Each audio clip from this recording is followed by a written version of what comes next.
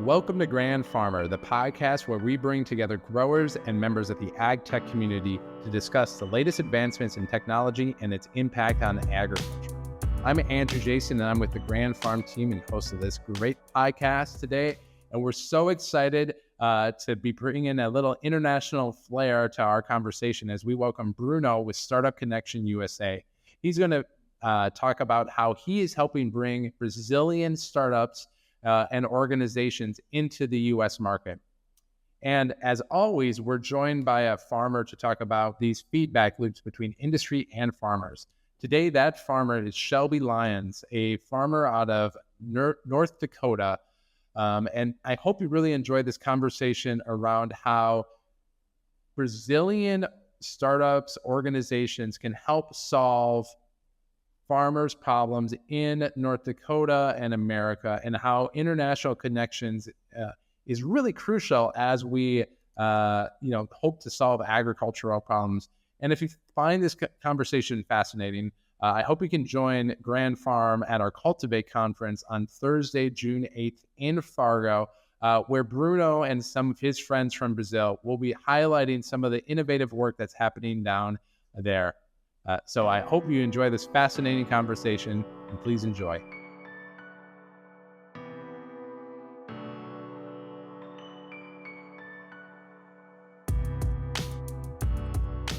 Great. Well, welcome to this month's episode of Grand Farmer. We are so excited to be taking this episode internationally as we talk with our friend Bruno, who's from Brazil, and Shelby, a local North Dakota farmer. And today is going to be a really interesting conversation about how Brazilian startups are starting to think about entering the U.S. agricultural market.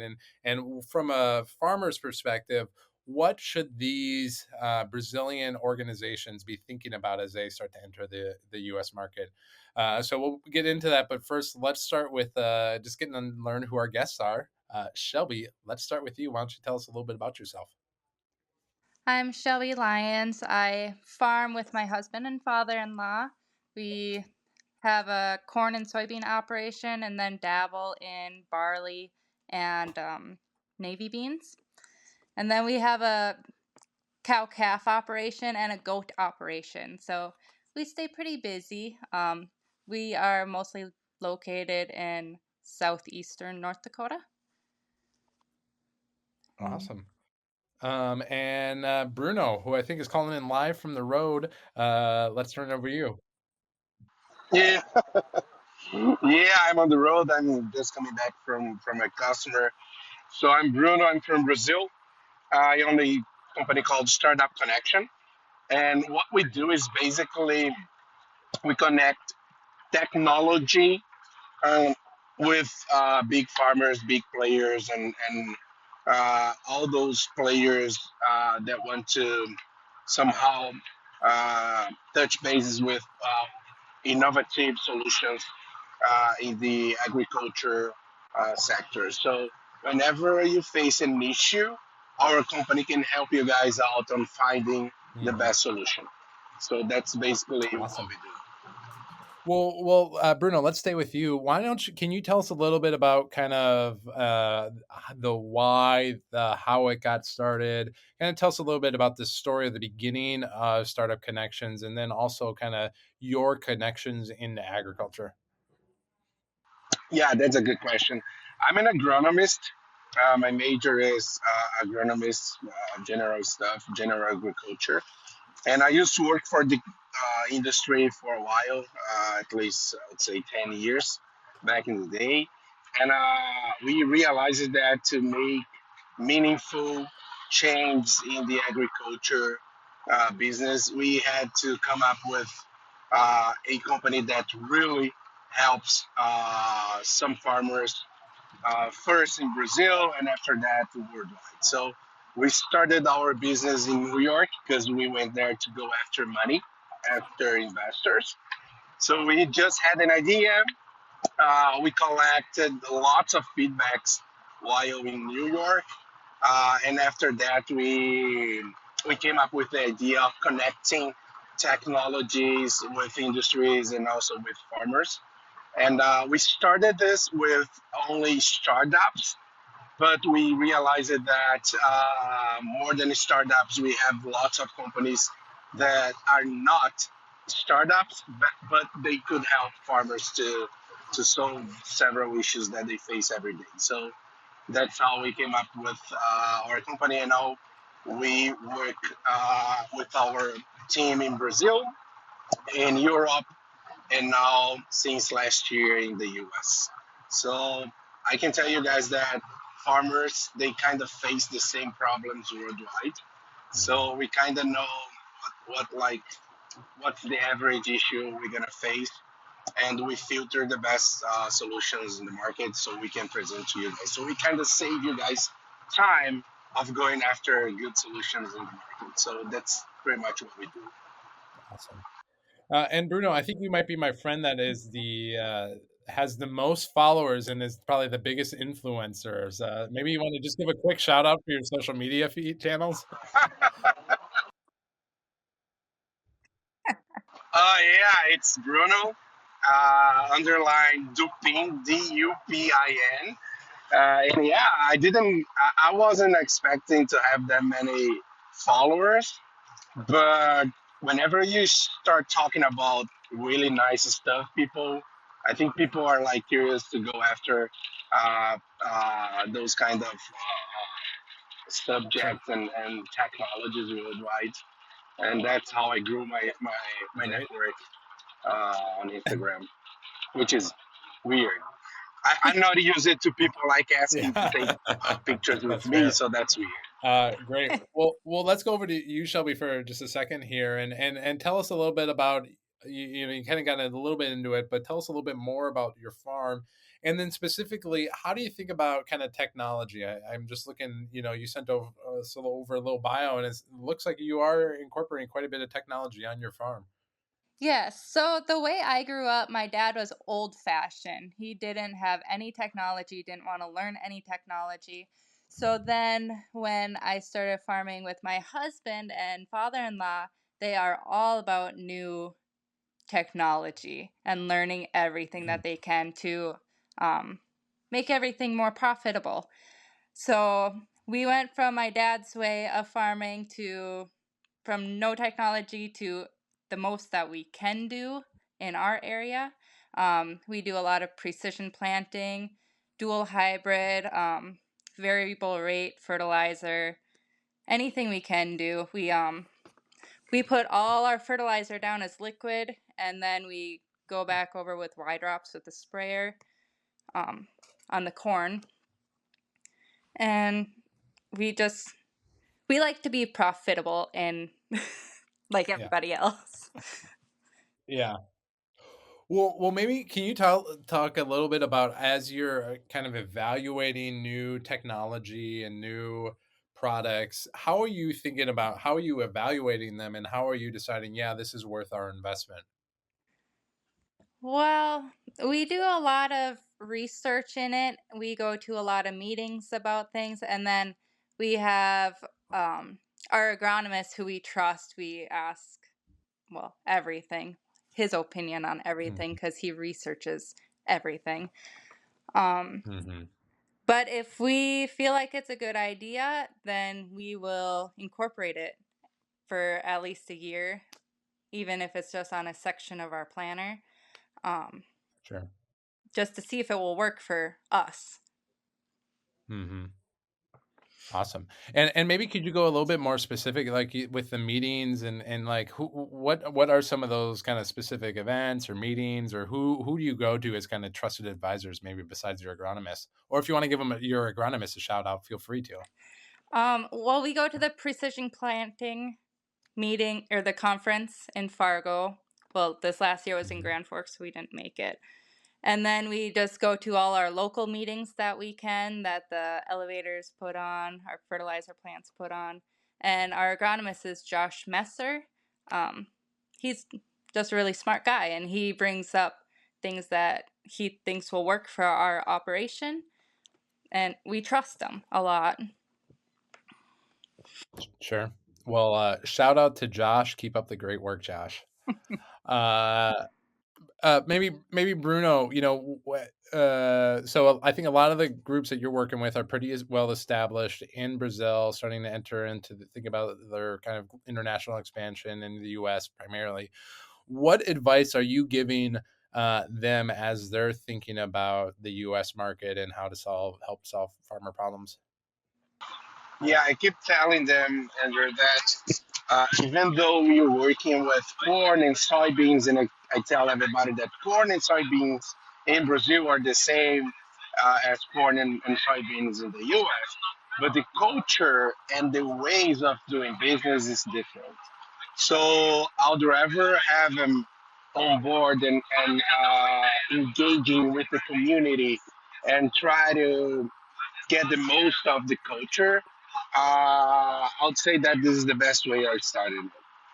Even though Mhm. you are a specialist, a little bit of agriculture, whatever you call yourself an expert, I would say that connecting with the community and getting to know more about the culture is the first step to start. Whenever you figure Mhm. that out, everything else is going to be easier. Mhm. Can you maybe go into that a little bit more? What specifically about the culture is different from Brazil and U.S. farmers? Yeah, I can tell you one thing that's really different in Brazil. Whenever we go to a farmer, let's say I'm gonna go after Shelby's farm and talk to them, right? In Brazil, uh, you are kind of allowed to go there and knock on the door and talk to them. In the U.S., you'd rather have an introduction, somebody to make the introduction or something like that, so you can talk to them. You cannot go to a person's house, a person's farm, and try to talk to them like cold talk. So in Brazil, you can do it. In Brazil, you can just go there and introduce yourself, and that's it, right? In the U.S., not really. Shelby, I'm assuming you don't want the a salesman to come knocking on your door to sell you the latest sensor. Is that fair? We're pretty open, but we're not around a lot. Is the thing. Yeah, Yeah, we sure. we have people coming and they put magnets on the shop door and whatnot because we're never around the farm. Oh, so yeah, that's something else that is different. You guys run. Actually, you guys run the farm, right? In Brazil, we got lots of employees to do that. So that's something else that's different. Interesting. So our, in North Dakota specifically, the family farm is where it's at. There's anti-corporate farming laws here. In Brazil, it sounds like that's not the case. Kind of who's running these farms? Are they the families, or they're more kind of corporate? No, mostly families they run it, but they have the farm as a company. So you're probably gonna face the decision maker, who probably be the owner, and the guy who's gonna like drive tractors and the harvest machine and everything else. Probably you're gonna find some employees doing this. So the owner he gets the bureaucracy to get sold to be sold, and the employees they run the other stuff. So probably you're not gonna see the owner driving a tractor. You're gonna see him at the office or something. Great. And maybe Bruno, can you tell us specifically about some of the groups that you're working with and bringing them into the U.S. market? I think you're with one of them right now, right? Yeah, we are. We are. So we go after pretty solid companies in Brazil, so we can bring them to the U.S. and we kind of like do the filtering, looking at the solutions and the market fit. So if we evaluate the company and we tell you guys at Green Farm, for example, that this company is solid and you guys agree to this, so we close the deal. So we only close deals with companies that are solid and are really willing to expand to other countries. So they have like investment efforts towards uh, hiring employees, hiring some locals, and make the economy bigger and bigger. Even though they're based in Brazil, but now we have to do the U.S. market more valuable. So Hmm. that's what we go after, and we want to transform North Dakota into the new Silicon Valley for agriculture. That's what we keep telling everybody Hmm. because we have lots of potential. We have people that are willing to make the difference. So that's why we do like coming to North Dakota, to Fargo, talking to you guys, getting to know more people every day because we Hmm. feel the energy and the environment is really pushing us to make the difference. So that's why we want to bring people with the same values that we have. And let it be known to the world that Bruno has been here in January in the middle of a blizzard, and he is still coming back to North Yeah, Dakota. So we haven't yeah, definitely. Yeah, we haven't I am. scared I you love away it, yet. and I love it. I love Yeah. it. It's so much fun. I love it. Well, that's great. At least somebody likes the blizzards. um, Shelby, let's go back to you. Maybe talk about what are some of the biggest pain points on your farm that you would like to be solved. Like if you had like your crystal ball, what would you want to see solved? What would make your life easier? Down around Enderlin, Lisbon area, we have a lot of alkaline soil, salty soils, Hmm. and we are not allowed to drain.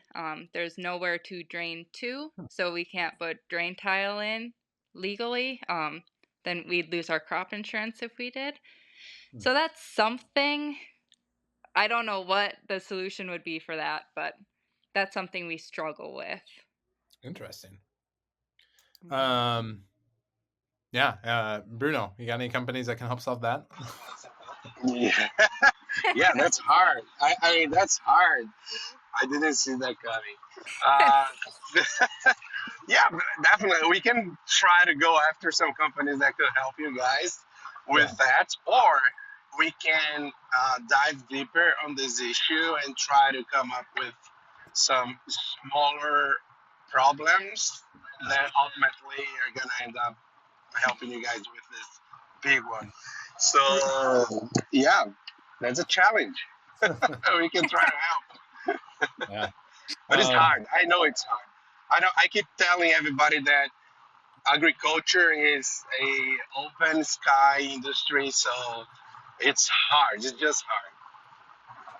Yeah, Mhm. the adoption cycle in agriculture is really hard. Is if you think about kind of most like industries like software, it's very easy to launch something, spend a couple of months getting customers in for feedback and then reiterate. But agriculture is very difficult, especially as you start looking at our region. One shot per year. So on that note, maybe Shelby. So, all right, alkaline soil, can't tile. That's a big challenge. What sort of technological advancements on the farm are you particularly excited about? I haven't heard of many new technologies lately that we could adopt on our farm. Um, at the last meeting I was at with you, actually, in Rushi, they were talking about that fencing, um, where it was like an electronic fencing, where you wouldn't have to go around and put up fence. That was kind of interesting to me. That would save a lot of time putting cows out on cover crop while we're trying to get crops off. Sure. But Yeah, I can imagine. All right. Well, Bruno, let's go back to you, and maybe I'd love just to, out of my own curiosity, I'm sure Shelby and our listeners are interested in this, but can you just tell us a little bit more about kind of Brazilian agriculture? When I hear about Brazilian agriculture, kind of the big hot topic that we always hear about is around deforestation. Um, maybe just kind of like what's your opinion on or what's your view on kind of where Brazilian agriculture is? Yeah, yeah, Andrew. This is hard for us because communication. for Brazilians is an issue. It's a huge issue because, of course, we have a small part, really little, little small part of Brazilians that do illegal stuff. But it's not like everybody, of course. But I don't know what happens. But the press, the media, they keep telling everybody some fake news about this, and that's not what happens in Brazil. We have like two seasons. We call it the regular season and a small season every year. So in the US, you only have like one shot, right? In Brazil, you kind of have two. So you can like grow soybeans from September till January, and after that you can grow corn from January to May/June. So it's really interesting, like harvesting soybeans, and right after that, you are with a machine planting corn. So it's really interesting stuff. So in Brazil, you have the chance to test and try new features at least twice the time compared with you guys here in the US. So there's a great opportunity for everybody to come to Brazil and try it and test it. During the winter in the US, it's summer in Brazil, so it's sunny. So you guys, whenever you want to come, just come. Let me know. Like we can help you guys through Startup Connection and Grand Farm. We can have you guys on board with lots of pilots that we are running. And Shelby mentioned the defense stuff, like the earrings that some cattle uses. And there's one really nice technology in Brazil. So this company, what they do is they weigh cattle using a camera. So they use machine learning. You just like have the cattle like walking around, and the camera is gonna weigh them. So this is really interesting. It saves you guys lots of time, and those are the type of technologies that we are going after. We want some technologies that can save you guys time and lower risks. So that's what we go after. And since we have the chance to test it twice a year, it's a good opportunity for you guys to come over and take a look at it. And also, we're gonna bring those Brazilians with really good solutions to the US as well. This is one of them. Like Chat, I can tell Chat GPT lots of crazy stuff that can help Shelby in the future. Yeah, there we go. Chat GPT will solve all problems. So yeah. This is a little bit of a tangent, but Bruno, I know that you guys you're coming back up to Fargo for our Cultivate conference. As far as part of our Cultivate conference on June 8th, we're going to really be looking at how artificial intelligence is going to have applications in agriculture. Maybe I would just love your both of your opinion on that. Shelby, not sure if you've played around with any of the artificial intelligence new applications that are out there, but how do you see that? Do you see that playing a part in your farm or how you manage your operations? Um, is that like the self-driving tractor type? Is that what you're talking about? No, that's like so there's a app or a website, I guess, called Chat GPT, where it's basically you can ask it any question and it'll respond, and you can have full-fledged conversations with it. Um, so, uh, so maybe sounds like you haven't had a chance to experiment with it, but it is pretty fun. You can ask it like literally anything. You can ask it the meaning of life. It comes back with an answer for Really? Well, everything. yeah, that'd So be fun to play around yeah, with at least. Be yeah, interesting and helpful if you can't get a hold of anybody who you need to talk to. yeah. One of my favorite kind of use cases lately is Farmers Business Network just released its own version called Norm. It's based off of it's named after Norman Borlaug. But the idea with it is they like fed it all of their data that they have, and now it's really like an agronomy advised artificial intelligence that can help answer questions based on your farm. Bruno, I know that you're always kind of up on the latest and greatest in technology. Would love your insights on this. So yeah, ChatGPT is something really nice to try out. Shelby, you can ask them ChatGPT to run the whole crop season planning. You can give him like the amount you want to spend and everything you might think of, and he's gonna come up with a really good plan for you to execute.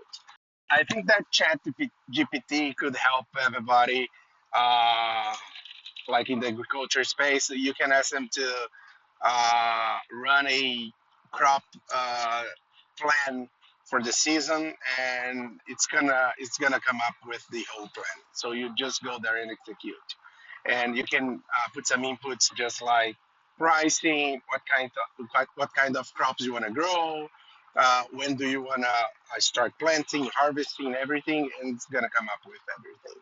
So it's a really good tool to help you to make better decisions. Yeah, it's free. It's free, so that's a good part of Great. Well, we can start wrapping up here. Maybe Shelby would love your thoughts on, from a farmer perspective. What advice would you give to Bruno and his startups and organization that he's working with on how they can help solve farmer problems and profitability and kind of ROI?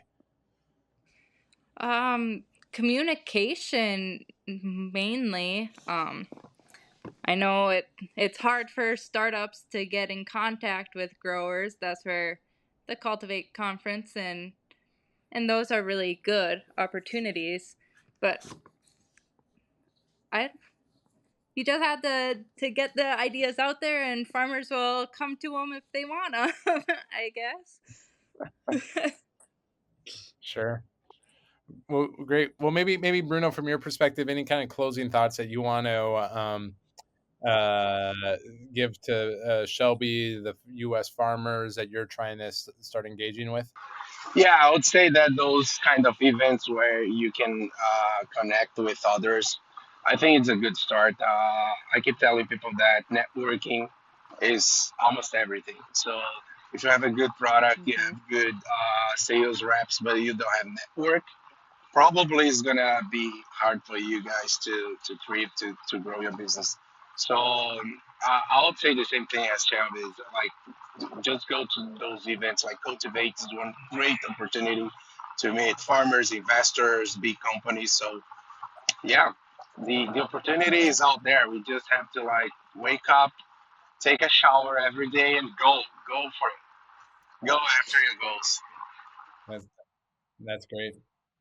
Well, one of the guiding philosophies of Grand Farm and our team is around gratitude. We just think that the world kind of needs more gratitude in it and more positivity. So maybe we could just end with a little note on, today as we wrap up here. What's one thing that you're grateful for? It can be related, it can be unrelated to this conversation, but maybe Bruno, let's start with you and we'll end with Shelby. Yeah, I'm grateful for the network we've been building so far. So get to know you guys now, meeting Shelby, those kind of connections and networks are things that make me wake up every day and do my best. So I'm really grateful to find you guys during my journey.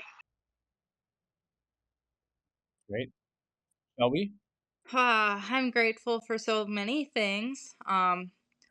Mainly my family. I couldn't do anything without my family. We're growing the next generation of farmers, and it's just a whole family affair here. And the weather that's starting to straighten out here, I'm grateful for that too. Yeah, it is 80 degrees here in North Dakota, and we will never No. complain about that. So awesome. Well, Bruno, Shelby, thank you so much for joining us today. We really appreciate it.